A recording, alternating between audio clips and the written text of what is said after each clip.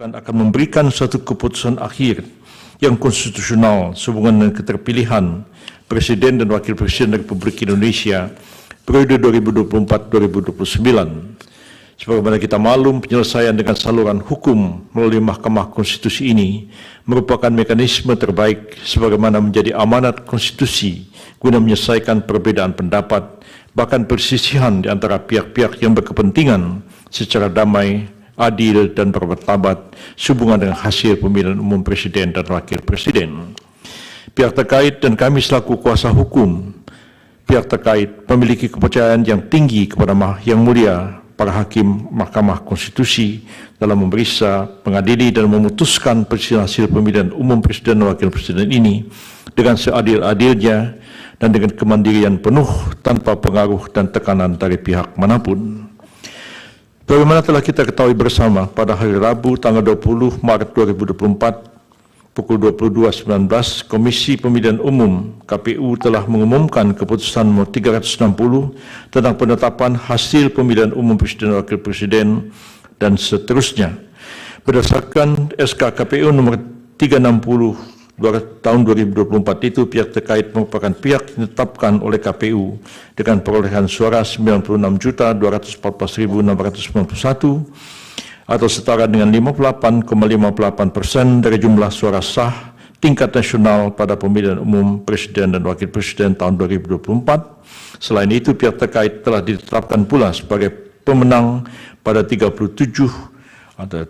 provinsi dan 1 luar negeri dari total 30 provinsi yang ada di total 39 provinsi termasuk daerah pemilihan di luar negeri. Merujuk pada norma konstitusi sebagaimana termuat di dalam pasal 6A Undang-Undang Dasar 1945, tidak perlu dibacakan, yang berdasarkan norma konstitusi tersebut, maka pihak terkait telah memenuhi persyaratan yang diamanatkan oleh konstitusi sehingga secara konstitusional wajib untuk dilantik oleh Majelis Permusyawaratan Rakyat menjadi Presiden dan Wakil Presiden Republik Indonesia tahun 2024-2029. Tingginya perolehan jumlah suara sah yang diperoleh pihak terkait sudah barang tentu menunjukkan adanya kepercayaan dan keinginan yang begitu tinggi dari mayoritas rakyat Indonesia di hampir seluruh wilayah Negara Kesatuan RI termasuk luar negeri guna memberikan amanat kepada pihak terkait untuk menjadi Presiden dan Wakil Presiden RI periode 2024-2029. Rakyatlah yang dalam hal ini berdaulat menjadi penentu dan kontestasi 3 pasangan calon Presiden dan Wakil Presiden RI yang kami yakini ketiga pasangan ini adalah putra-putra terbaik yang dimiliki oleh bangsa Indonesia saat ini. Hal ini bagaimana pengejawantahan pasal 1 ayat 2 Undang-Undang 45 yang menegaskan kedaulatan ada di tangan rakyat dan dilaksanakan menurut Undang-Undang Dasar. Hal ini pula telah disadari pemohon sendiri dengan mengutip adagium Vox Populi Vox Dei, suara rakyat adalah suara Tuhan. Justru atas narasi-narasi pemohon dan petitum pemohon yang menegasikan suara 96 juta lebih rakyat Indonesia itu kepada pihak terkait, itulah yang membuat adagium itu kehilangan maknanya. Mengutip pernyataan pemohon pada halaman 12 permohonan yang menyatakan rakyat tak lagi berdaulat dengan suara mereka.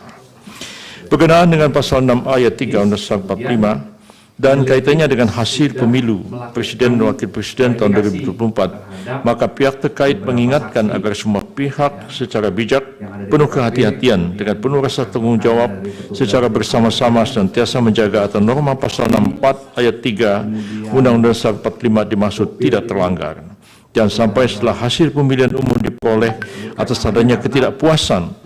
dan kepentingan pihak-pihak tertentu terhadap pemilihan umum Presiden dan Wakil Presiden dimaksud, kemudian terus-menerus melakukan upaya-upaya delegitimasi dan penegasian terhadap hasil pemilihan umum dengan alasan-alasan yang tidak konstitusional dan tidak bersesuaian dengan peraturan perundang-undangan yang berlaku.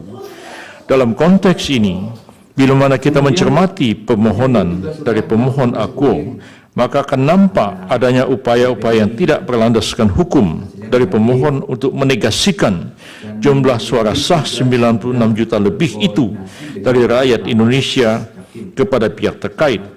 Hal ini alasan dalam bagian posita permohonannya, pemohon menyatakan jumlah suara sah pihak terkait menurut pemohon adalah 0 di seluruh wilayah Negara Kesatuan Republik Indonesia dan di luar negeri. Selain itu, dalam petitumnya secara tidak konsisten, pemohon berupaya meyakinkan Mahkamah Konstitusi untuk mendiskualifikasikan pihak terkait. Upaya penegasian jumlah suara dan permintaan agar pihak terkait didiskualifikasi oleh pemohon dimaksud merupakan suatu bentuk pengingkaran terhadap demokrasi yang sangat berpotensi melanggar norma pasal 6A ayat 3 Undang-Undang 45 atas alasan pasangan calon presiden dan wakil presiden yang seyogianya secara konstitusional terpilih dengan suara yang mayoritas mutlak di hampir seluruh wilayah NKRI dan seharusnya dilantik menjadi presiden dan wakil presiden tahun 2024, 2029 dan seterusnya. Teramat penting untuk menjadikan perhatian kita bersama bahwa tahapan demi tahapan dalam rangka kampanye pemilu presiden dan wakil presiden 2024 telah dilalui bersama oleh pihak terkait, pemohon dan juga pasangan calon presiden dan wakil presiden nomor urut 1 dan seterusnya tidak kami bacakan. Artinya secara sadar maupun diam-diam pemohon telah menundukkan diri pada kaedah proses tahapan yang telah berlangsung tanpa adanya penolakan. Hal ini pula dapat dipandang sebagai satu persetujuan diam-diam atau silent consent yang pada intinya satu pernyataan kehendak yang dilakukan oleh satu pihak kepada pihak lain yang bersangkutan tidak menyatakan keberatan atau penolakan atas tindakan yang dilakukan oleh pihak tersebut kepadanya sekalipun maksud tersebut sudah diberitahukan.